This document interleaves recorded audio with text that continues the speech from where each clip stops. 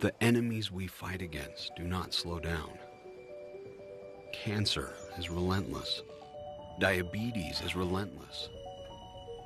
Time is relentless. So we are relentless. We lose sleep at night dreaming of solutions for wearable technologies, remote monitoring, advancements, innovations, any weapon to win the fight. We are the men and women of Ochsner, and we are relentless. We're doctors and nurses and dreamers and healers, but above all, fighters. Yes, fighters. Keep working it. Because when it comes to your health, good is never good enough. So we do not slow down. Ochsner, innovating healthcare. When Rose first started with us, she was just coming out of the hospital. It's been a better situation. I can always depend upon her to help me. I'm home, and that makes me happy. We're here to get her back into her routine and be able to live the life she wants to live. It's an honor to be trusted with that responsibility.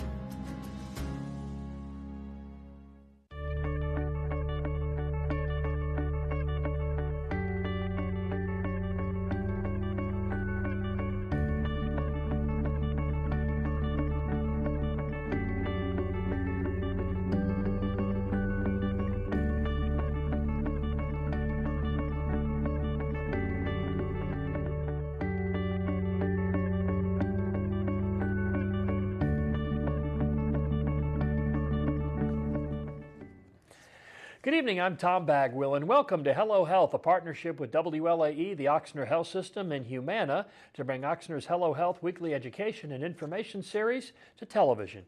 Tonight we're going to be talking about pelvic floor dysfunction with urologist Joanna Togami. In the second half hour of our program, we'll be taking your questions live by phone at 504-866-3200. That's 504-866-3200. And by email, just email your questions to us at hhquestions@wlae.com.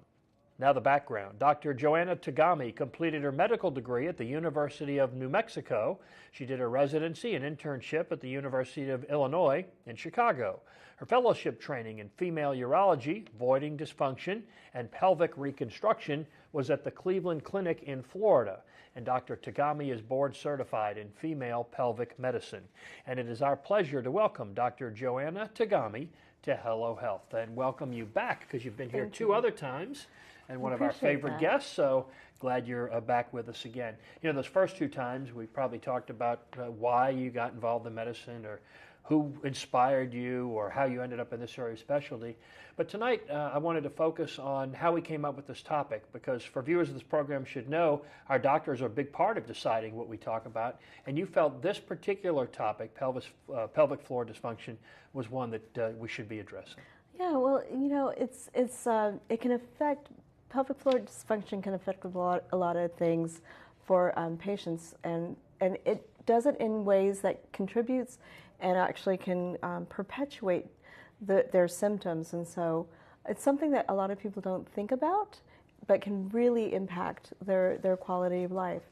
It affects up to 25% of women and 12% of men, and so it's actually quite prevalent. You said that you made a comparison of the Rubik's Cube, and how did you bring that to me? I did, yeah. So, you know, a lot of the times when you look at a problem, it's important to be able to look at it from many different angles. And the thing that I like about the pelvic floor dysfunction is that it's different for every person, and they can have different symptoms, and the way you put it together is very interesting. So it's great to be able to do that, and also to impact a person's quality of life, because that's what the bottom line that we're talking about here. Well, I know you're brilliant, but you've been on the program twice, and you were a pharmacist in your earlier life before you decided to move into full-time medicine in this area of specialty, but you said you're not very good with the actual Rubik's Cube. Is that Actually, right? not very. I spend more time reading than playing on Rubik's Neither am I, but I promise we'll both be very good, and I know the doctor will be great at tonight's discussion, as she has been in the past. So let's talk about the pelvic floor anatomy-wise. Where is it? What role does it play? Yeah, so it sits at the bottom of the pelvis, and you can see on this graphic that that both men and women have it. So it's a conglomeration of the muscles and the soft tissue, connective tissue that basically supports the organs of the pelvic floor.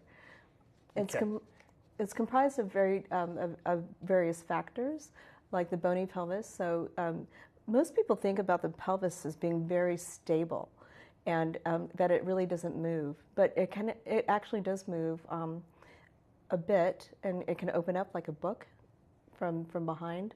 And then also there's a rotational aspect. And so when we move, it allows us to this little bit of movement that's present in the pelvis actually helps us to be able to achieve various positions. Mm-hmm.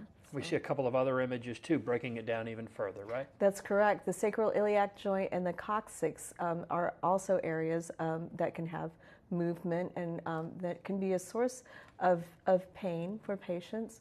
And there's some very easy things that we can do to help that. The coccyx is interesting in a number of different ways, because it doesn't necessarily need to be broken in order to have pain, but it can affect a person's ability to have function in the pelvis. All of this is surrounded by muscle, correct? That's a great segue. So absolutely.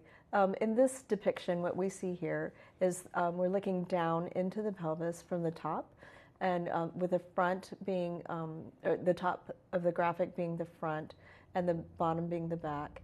And what we're seeing here are all the pelvic organs have been removed. And you see the cut surface of the urethra. This would be a female, because there's the cut surface of the vagina and the rectum.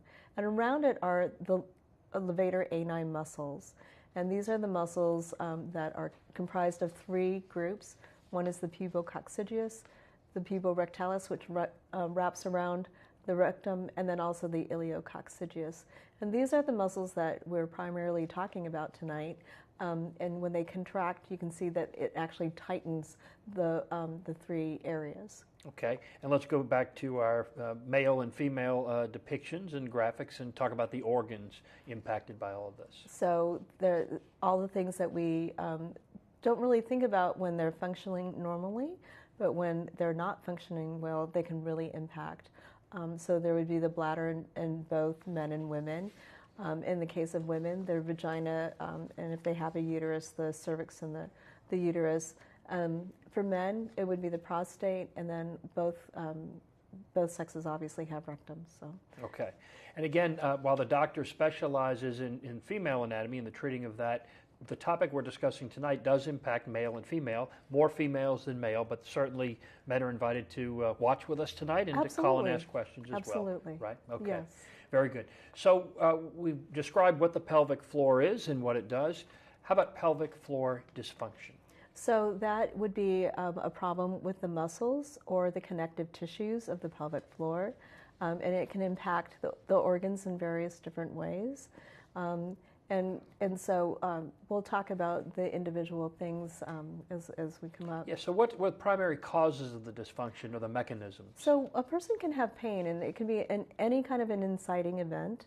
It could be a hard bowel movement. It could be a person exercising where they zigged where they should have zagged, or kicked in a certain way that might have impacted that muscle. So you get pain, and then because you're trying to protect that muscle, there's guarding. It can increase the tension and then cause anxiety for the patient, and that can lead to a downward spiraling for their symptoms and really impact their quality of life. Is it the kind of thing that's impacted just by growing older, or what you described as some rather traumatic events in someone's life? It can vary, so we used to think that a person had to have some horrible trauma to have it happen, like a pelvic fracture from an accident, or it could be something like a sexual assault. But it doesn't necessarily have to be that dramatic. It can be just like I said, you know, if a person exercising in a certain way or passing a really hard bowel movement that can start this cascade. Okay, let's start with the bladder and talk about how the bladder is impacted, and are there different ways the bladder can be impacted? Absolutely. So we're going to start out with a cystocele, and what this is, the graphic is depicting the bladder coming through the vaginal wall. So that is actually a defect, or it's like a hernia, where the primary problem is the support structures have failed in some sort of way, allowing the bladder to herniate into the vagina. And so this would be a case where it can compress against the urethra and give a person a sense of hesitancy where they can't get their urine stream started. They can have incomplete bladder emptying, or they can have a sensation of a ball, sitting on a ball, or they can sometimes see it or feel it. Yeah, and you brought along some additional images here which better show the kind of thing the doctor's talking about, how urination can be impacted, right? So dysfunctional voiding is actually a separate diagnosis. Normally what happens when a person's bladder fills, it sends a message up to the brain saying we need to pee, but because we don't live in bathrooms, what happens is that we delay voiding and then get to the bathroom, and once we sit on the toilet or stand there, the sphincter relaxes and the muscle contracts. In the case of dysfunctional voiding, the muscles can actually really be firing of the pelvic floor around the sphincter, and so then they're trying to void against a tightened pelvic floor muscle, and so that can feel like hesitancy where they can't get it started. They may have a sensation of incomplete bladder emptying and a slow stream. And also the bladder kind of having to contract against this tightened muscle can cause bladder instability. And while urgency frequency is also part of overactive bladder, this can be one aspect by which a person can experience those symptoms, and by treating that, may be able to treat the urgency frequency symptoms. Okay, and again, in this case, we're talking about male or men or women. Exactly. And then this is part of that Rubik's Cube, so some of the symptoms can be included in other diagnoses, but this can also be the source. Okay, the second part will apply only to women, obviously. Reproductive organs. How's the vagina impacted by pelvic floor dysfunction? So actually, both men and women can get pelvic floor trigger points. And what a trigger point is an area of tenderness where, by which I tell my patients, it's sort of like if I came along and punched you in the back and those muscles went into spasm, they can recruit other muscles around them and then have a certain pattern of pain. And so that's what a trigger point is, and that can be located anywhere in the body, but in this case, there are different areas of the pelvis that can also be affected, that affect different muscle groups in different ways, and this is what this graphic is depicting. But when we talk about the vagina, they can have trigger points within the vagina, and then it can cause pain issues of the vulva, which is on the outside. Vulval vaginitis is actually a diagnosis which is a little bit further inside into the vagina.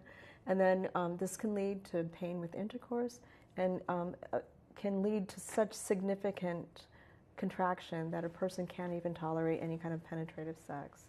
So it can impact both people, obviously, very adversely. Right.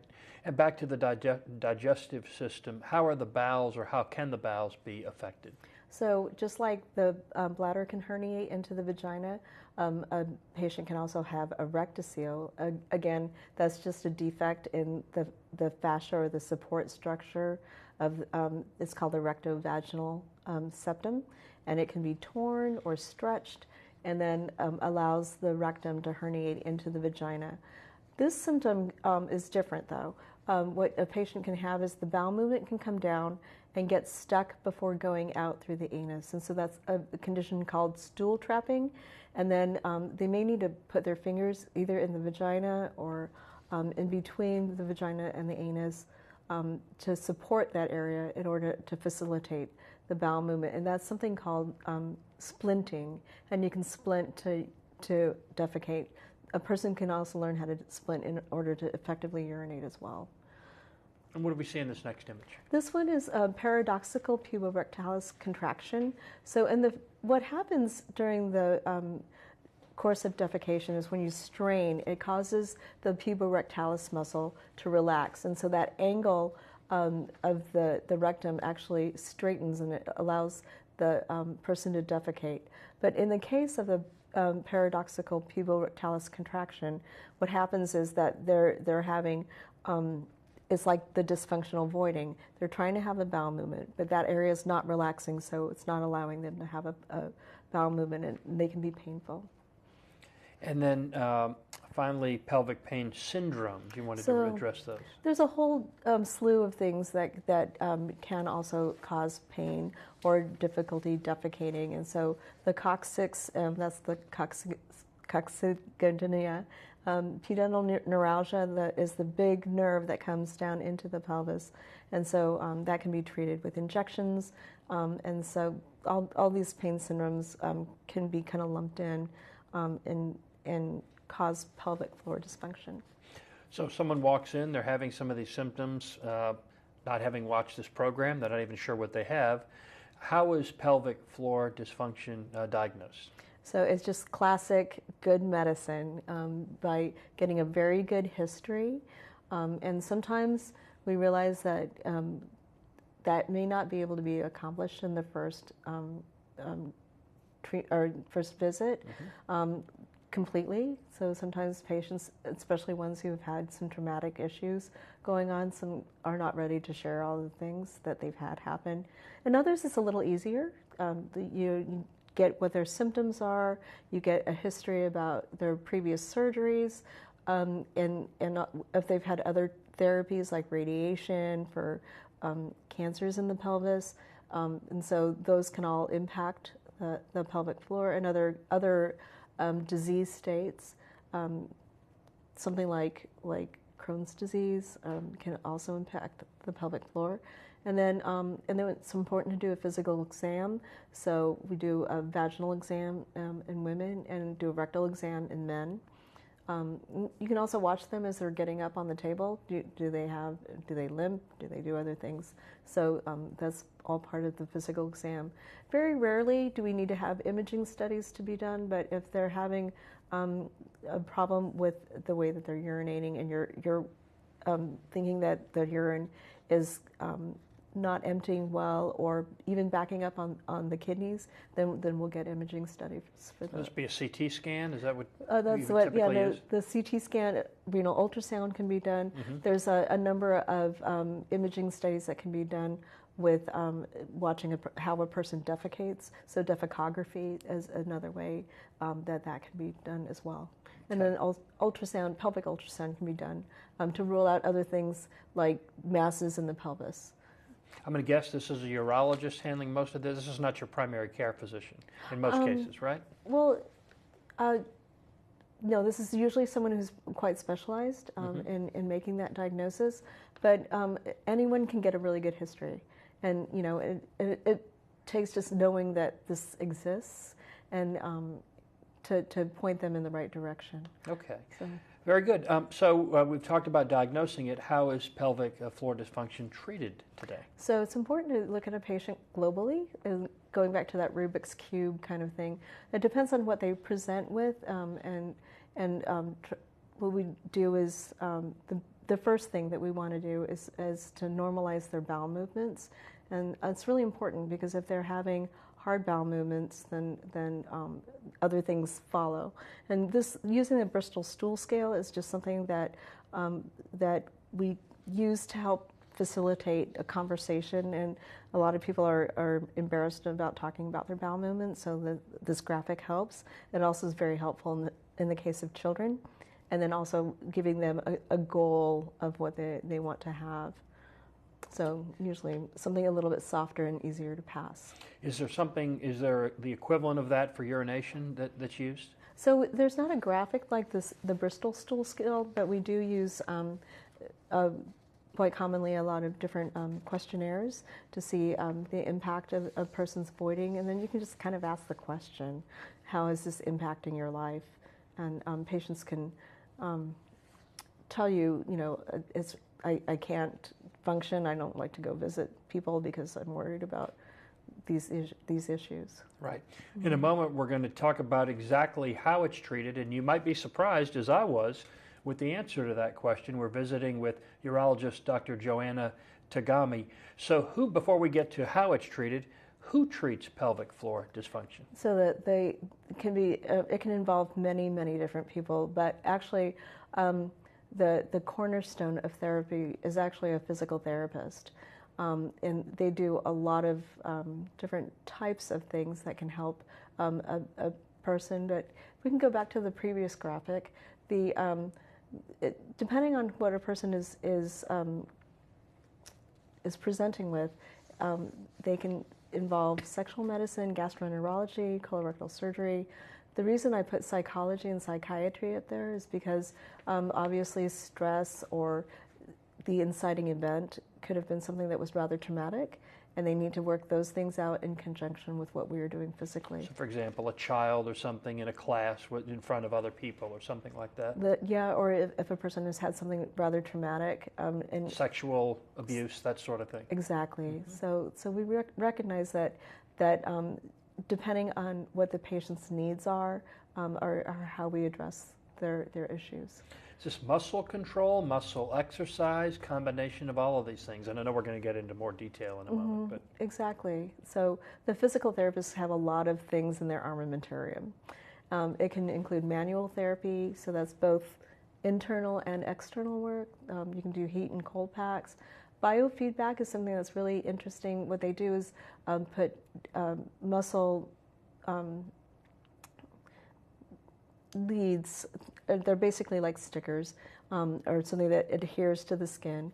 And then what the patient gets is either an auditory or visual feedback as to the activity of that muscle. So it teaches them to isolate that muscle and then to relax and contract it. And so that can help them greatly learning which muscles, because it's not the abs necessarily, and it's not the gluteus muscles, it's the in-between muscles. And so they can be difficult to isolate. And then electrical stimulation can help just with relaxing the muscles, and that's the key thing. So what they're called are things like myofascial release, the muscle and the fascia layers on top. It's the thing that makes a person have a six-pack is the fascia. I know all about it. Yeah, I figured you look like a guy that would know that. I've read all about it. How about that? Yeah, there you go. And then the trigger point releases. The important thing there is to get that muscle to relax, because if it's really tightened, then you don't get to release the pain without relaxation of that muscle. And then external and internal soft tissue mobilization. And then there's all different kinds of connective tissue manipulations that they do. And this is not the person you're going to for your monthly massage to make your back feel better, right? These are or to relax you. These are specialists. They are absolutely specialized physical therapists. I kind of joke around with my female patients that to rehab a vagina is way different than rehabbing a knee. And so you need to have someone who is specialized in this therapy, and it has the sensitivity to deal with these patients well. Said in almost all cases, at least the ones you work with, are all women. They're all correct? Females, and they treat men, women, and children. Okay. For the most part. Yeah, and there are some other therapies, right? Counseling is part of it. Right, and so counseling to help with maybe reframing a bad situation, or just talking things out, and then also nutritional coaching. So I can't stress how important that is, because there's so many things that are in our diets that aren't even real food. They have no nutritional value, like soda, and they can candies, and so it's amazing what people eat on a daily basis, and they use some things as food rather than having it be something that really is good for their bodies. So things like citrus can irritate your bladder. And surprisingly, cranberry can actually be a bladder irritant, and so a lot of people don't realize that, and so they're trying to do things for it's advertised for bladder health, or to help prevent urinary tract infection. And so that's why it's good to have that counseling for them. All right, we're in the fried food capital of the world, so would that be an irritant? It could, in the fact that if you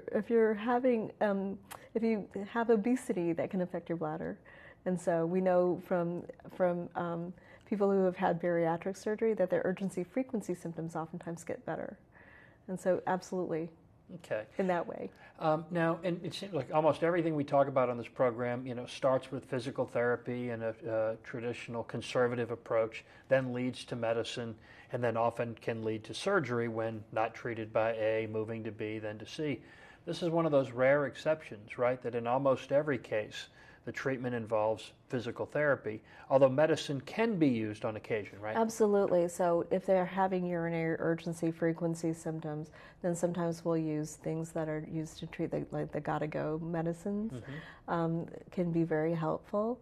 And then Botox occasionally? Botox, yeah. So this is a it's not an FDA-approved indication, but we do use it very commonly in the muscle to help it to relax. And then if you follow that up with physical therapy, so when a person might have those whatever stressors brought that on, or if they in the future move that funny way that causes them to have the increased tension in their pelvic floor, that gives them some tools that they can then go back to, and so if it recurs, they'll know what to do.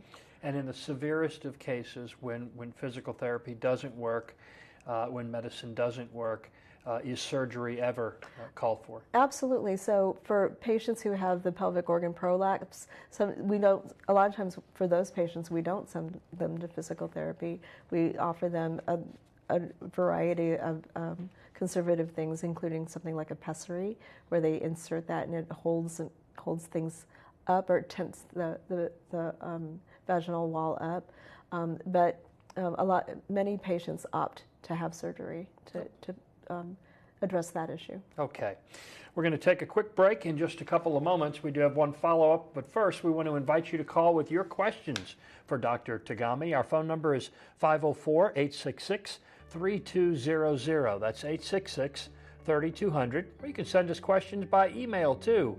hhquestions@wlae.com. By the way, for tonight, if you want to use somebody, we talked about the embarrassment of some of these types of things for some people. So if you want to call with your question and use another name that's not really yours, that is certainly fine with us.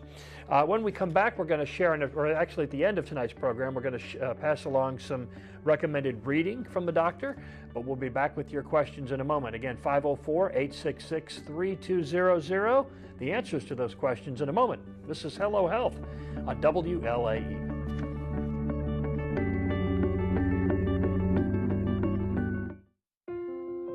I love taking care of my mom. It wasn't easy at first. She learned how to better communicate her needs. And you learned how to not ignore yours. I discovered how to make healthier meals. And I discovered how much I enjoyed them. Becoming a caregiver is a learning experience for everyone. Find articles, tips, and tools from experts and others who have been in your place. The Caregiving Resource Center at aarp.org/caregiving.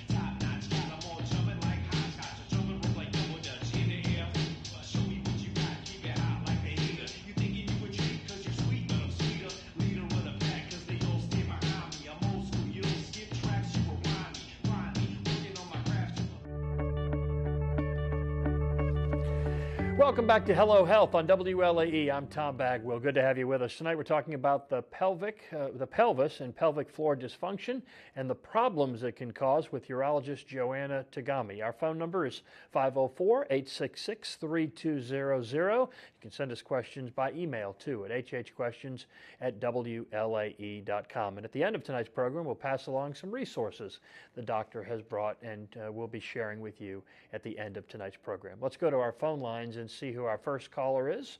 Let's see, who do we have on the line? Looks like we may have lost our first caller. We'll invite you to call back and go straight to our emails. Doctor, here's the first one. My name is Judy and I am 47 years old. I have had an overactive bladder and have been taking medication for the last 2 years. Is this something that will eventually improve over time, or are there other options besides medicine? So there are other options. Behavioral therapies are one of the first things that we use for overactive bladder. Oftentimes I will start my patients with avoiding diary to see what they're drinking and how much of it. We have many messages like out there saying that we need to drink, right? But no, they talk about the 8 ounce glasses of water a day, and that's not really based on any science. And so based on the water companies' marketing? Absolutely. You are absolutely right. So how much water if it's not 8 ounces, how much do we need? So, it's just enough. So there's not a really good recommendation, but I have some patients that come into my office saying that they drink over 100 ounces a day, and that's clearly too much. So there's some behavioral things. We can look at the types of fluids, the timing of the fluids. So that's one thing. And then and then I would do an exam and see if there's other issues going on there. Could it be vaginal dryness that can be contributing to that issue? So you don't necessarily have to be on medicines for the rest of your life. There are other tertiary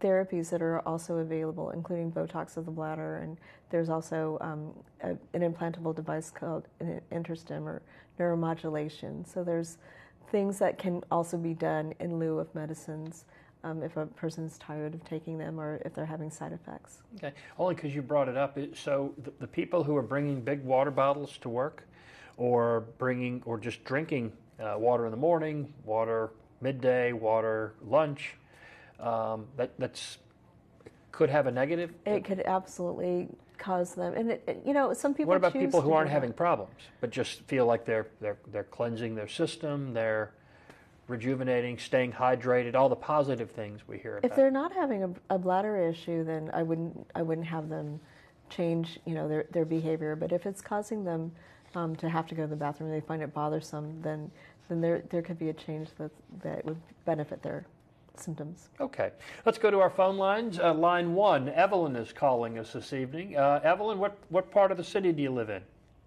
I live in Slidell, Louisiana. In Slidell on the North Shore. Great. Well, you're on with Dr. Togami. Thank you for being our first caller tonight.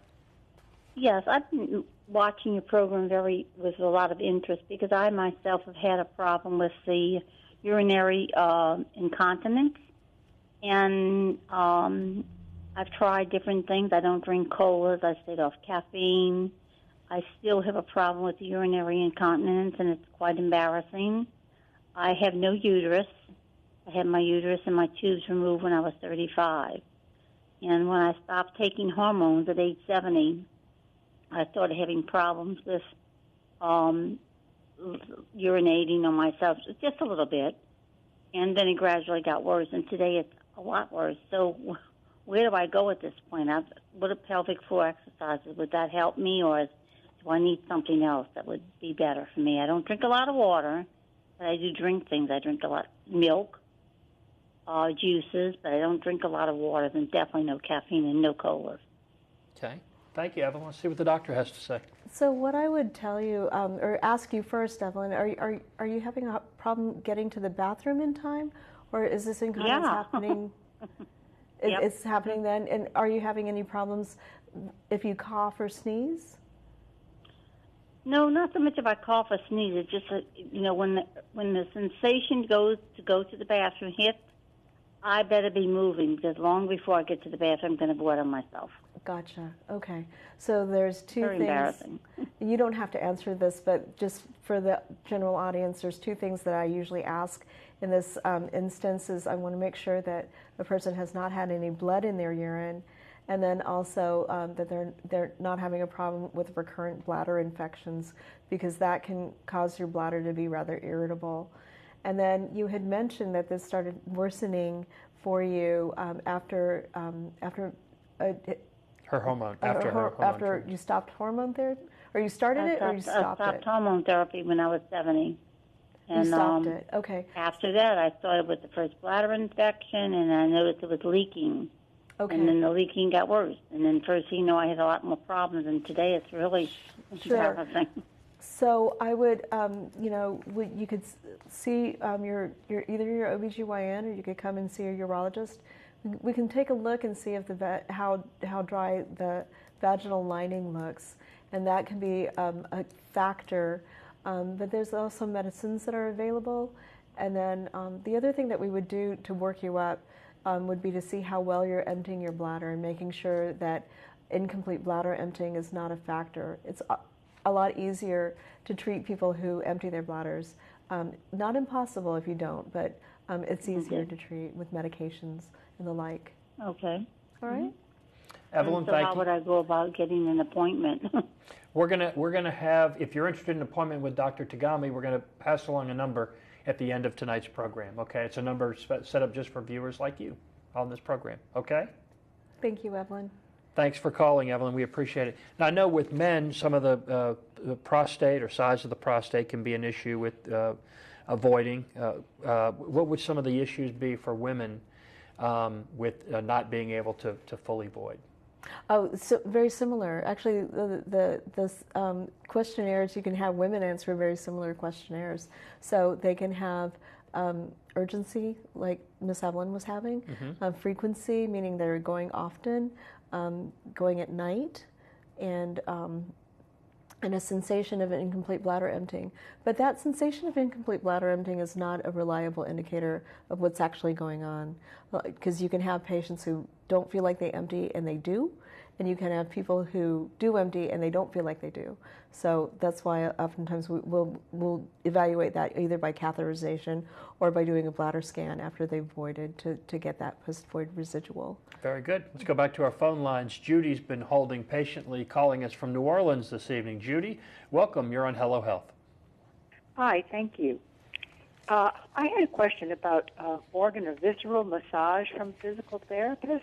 I recently heard about this method and was thinking about making an appointment. I've had 2 bladder prolapse surgeries, and then I've actually had with the uterus removed, and then several years after that, I had small bowel obstruction from adhesions. So in relationship to the adhesions, I'm interested in the visceral massage to keep me from having more of these, what seems like partial small bowel obstructions around the surgery site. I had 2 inches of my ileal area removed from the small intestines. Thank you, Judy. And we haven't talked about adhesions tonight, so can you explain that? That's a great question, Judy. And that is a very viable way of treating adhesions. One of the things we cannot see on imaging studies are adhesions, because oftentimes when we look inside, they can either be really fine and look almost web-like, but you can only see them when you start separating the areas that are kind of together, and then or you have to cut through them, and so, but it's not something that you can see on a CT scan. But there are people who do deep tissue manipulation that does help that, and I think that's a very good way to go. Probably what you would want to do is to work with a physician just to make sure that you don't have anything else more serious going on. Are you having pain in those areas? No, but I have been in tremendous pain with bowel movements that come 2 or 3 in a row with lots of diarrhea and I'm suspecting that might be small bowel obstruction. I went to a doctor, and at that time I was having so much of that sort of thing. I thought I had irritable bowel syndrome, but then it sort of went away, and now it's affecting, type 1 on the stool scale. So, yeah, I think that I'm having incomplete defecation, and I think that's what's causing some problems. But the pain was only with those times when it seemed like I had irritable bowel syndrome, and so I worked tremendously with my diet to eat Mediterranean diet and avoid certain foods and gluten, and nothing's still working too well. It sounds like you've really worked pretty hard to help yourself try to get to the bottom of your symptoms. But your comment is very much appreciated, because that is something that can be helped with physical therapy. All right, Judy, let's hope it's helpful to you, and thank you for your call and question tonight. Let's go to line 3. Grace is next, calling us from New Orleans. Grace, you're on with Dr. Joanna Togami. Welcome. Thank you for your call and question tonight. Let's go to line 3. Grace is next, calling us from New Orleans. Grace, you're on with Dr. Joanna. Go right ahead, Grace, you're on. Hello? Yes, go right ahead, Grace. I'm having, I'm 87 years old, and I'm 87 years old, and I'm having a lot of problems with incontinence. I've had very extensive surgery. I've had in the pelvic area. I've had a cystocele repair. At the same time, a rectocele repair, a mesh sling to support the bladder. And the incontinence now is so bad that I'm soaking about 5, occasionally 6 pads a day, 6 pads a day.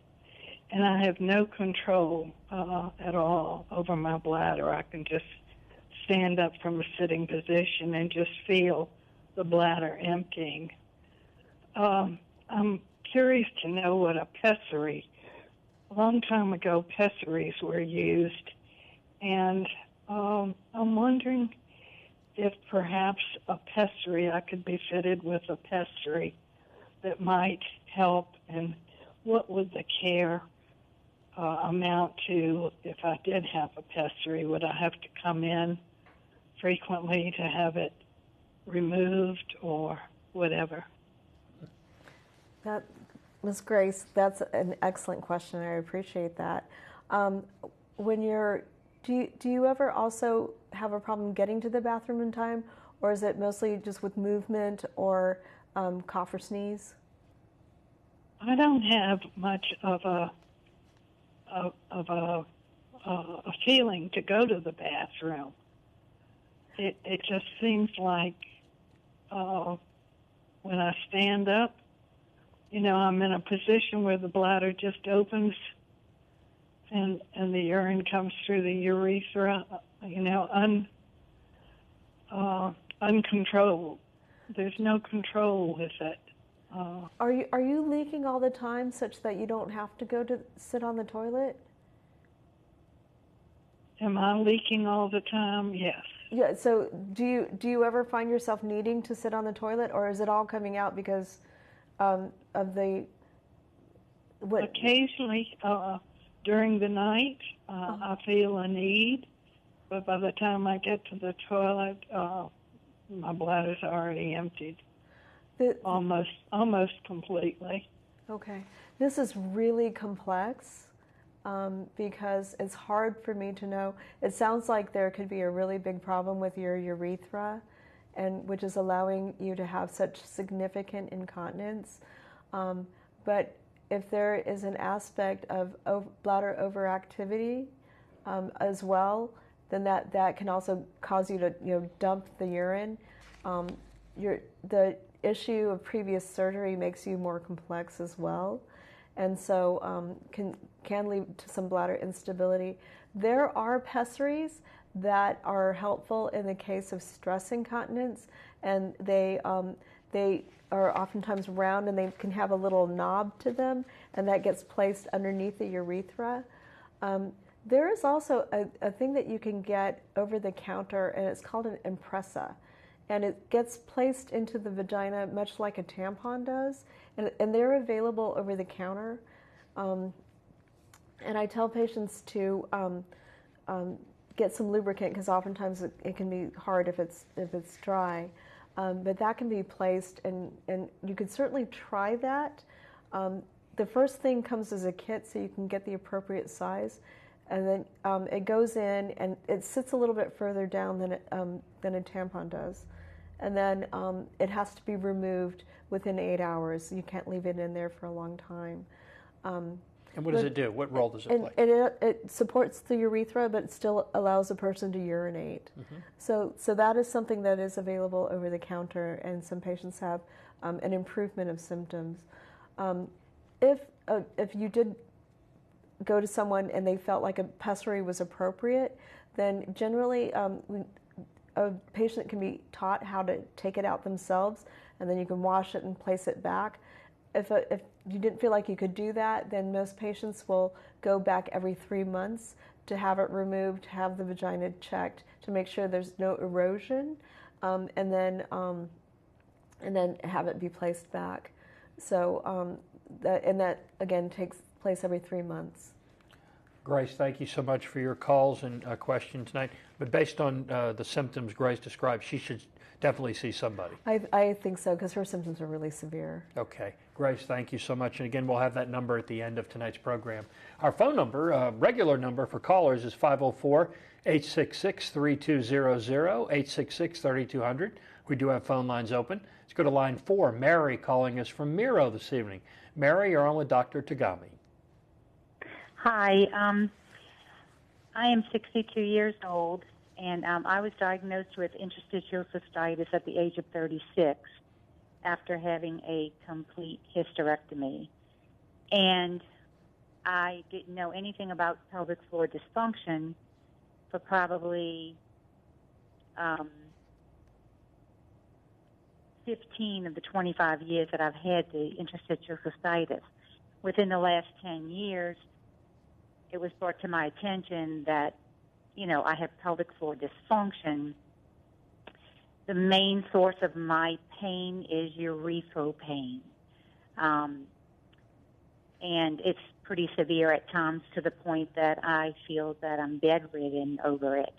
And I wanted to know, what role does pelvic floor dysfunction play into interstitial cystitis, and will the pelvic floor dysfunction cause the amount of urethral pain that I'm currently suffering with? That's a great question, Mary. A lot of times it's quite common for people to have pelvic floor dysfunction with interstitial cystitis. Have you ever seen a physical therapist for this? I did. I saw a physical therapist last year for the first time. And I went through 3 sessions, but I became so much in pain. So the pain was so chronic that I had to discontinue. And I'm trying to debate now, do I try physical therapy again? Where do I go at this point?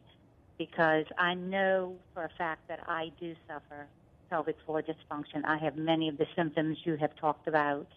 And I just don't know, should I try physical therapy again? Is my urethral pain from the pelvic floor, or is it from the interstitial cystitis, or is it a combination of both? And will this therapy improve that pain? I don't know. So, Dr. Togami, if she came to see you, where would you start? Maybe this will be helpful. So I would go right back to the history and physical exam. And Mary could be one of those people that we get started with something like Botox, possibly. And those injections I do with a little sedation. and then follow it with the physical therapy. So they get them to the point where they can tolerate it, and then I would also make sure that we send her to someone who's, that is good at doing and treating these patients. And again, the massage therapists are specialists in what they do. The physical therapists. Physical therapists, yes, right. they are. Okay. Yeah, absolutely. Mary, I hope that's helpful to you. Thank you so much for your call and question tonight.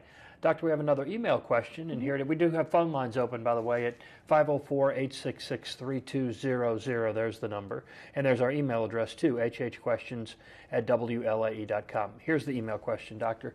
It is for my mother, Helen, and she's 73 years old. My doctor told me that I have a prolapsed bladder.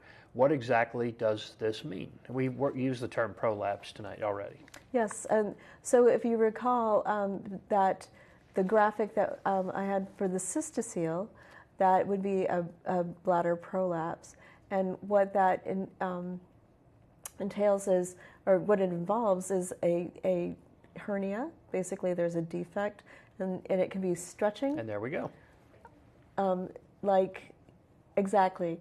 It can be stretching of the connective tissue supports, or it can be a break. There can also be a problem from the top part of the vagina that allows that cystocele or the bladder to prolapse.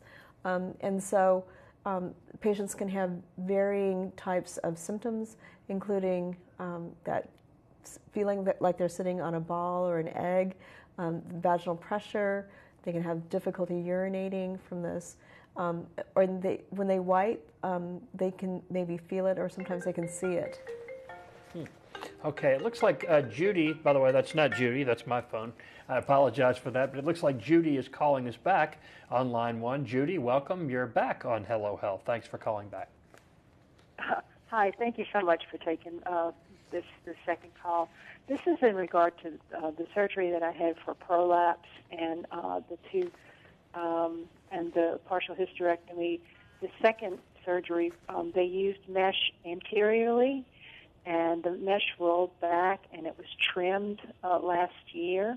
And I recently went to a gynecologist to have that checked, and on examination, he found another spot that was really tender, and he said that needed to be surgically trimmed or fixed again.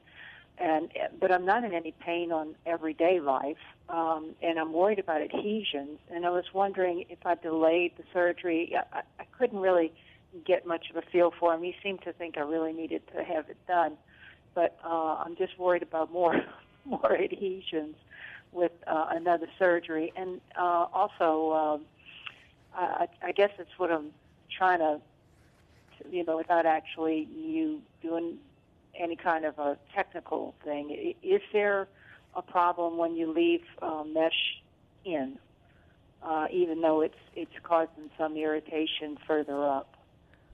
So, Ms. Judy, were they just fixing the front wall, or was it also at the top?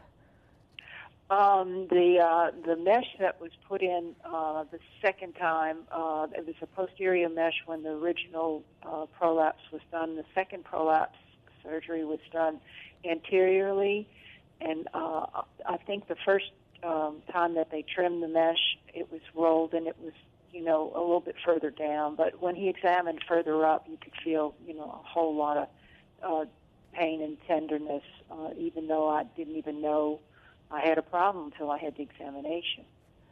Do you know, did they have to do the trimming back because it was coming through the vaginal wall? Yeah. No, not really. He said it was curling up, so maybe it was. I mean, they had termed it exposed mesh on previous. Okay. So I guess it's exposed, but I didn't think it was coming through the wall. Okay. If it's and they thought it was coming through the vagina?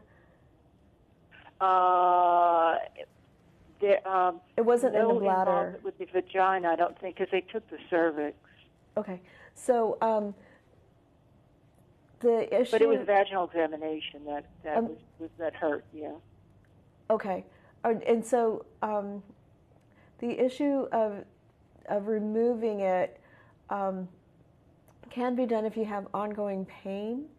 If you're not having pain on a regular basis, or if there's an area of exposure, then that can be a problem if a person is sexually active, because it can cause pain during intercourse, and then also partner pain. They can have a scratching sensation.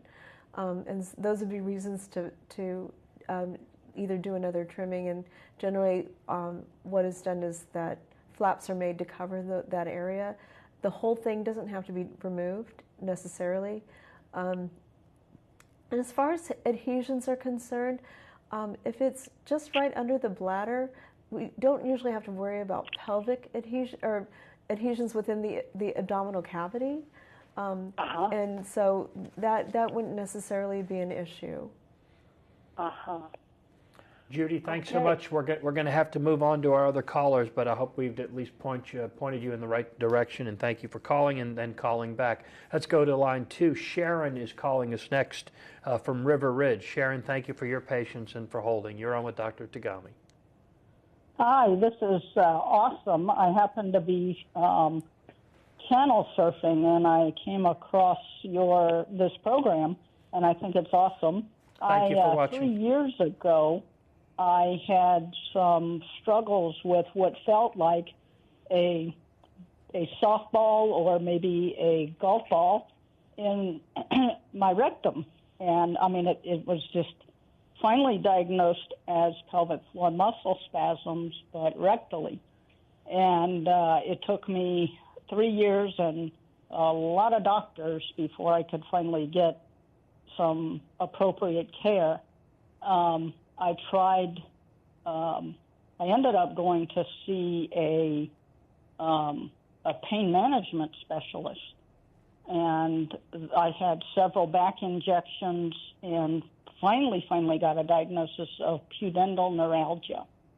And right now I'm on gabapentin and baclofen for this, and I still get my main symptom now is not the actual spasms, but just constant tingling in the buttocks muscles, and it makes sometimes for a very difficult life. So I'm wondering, if there's any other medications that are known to be effective for these spasms. Thank you, Sharon. Dr. Togami, we have about 30 seconds left. Sharon, that's great. This is a great question. So did you have an injection of the pudendal nerve? I did, yes. And did that help? It gave me relief for about 5 days. Oh, okay. So depending on what they inject, if they may have just done a local, but then sometimes there are other things that can be injected, like corticosteroids. And so you might want to talk to your pain management person who did that. I didn't hear what I can understand the part where you were saying you have ongoing symptoms in the buttocks. Tingling. Oh, tingling. Okay. Tingling. Okay. So, yeah, that would be something that you may want to address with your pain management person to see if they can help with that. But a lot of times, if they inject the nerve, the tingling may be better than having that horrible sensation that you were having when you first started having the symptoms. Sharon, thank you so much, and Doctor, thank you. I want to thank all of our callers tonight, especially those who were still on hold. If you would just hang there, we're going to try to get your phone number or get your questions by email, and the doctor will be kind enough to respond to those as soon as she possibly can. Doctor, thanks. A great guest as always, and a great topic. I'm glad you chose it. Thank you. I appreciate the time. Thank you very much. I want to thank Dr. Togami for the education and information she's provided tonight and for her work in the Oxnard Health System.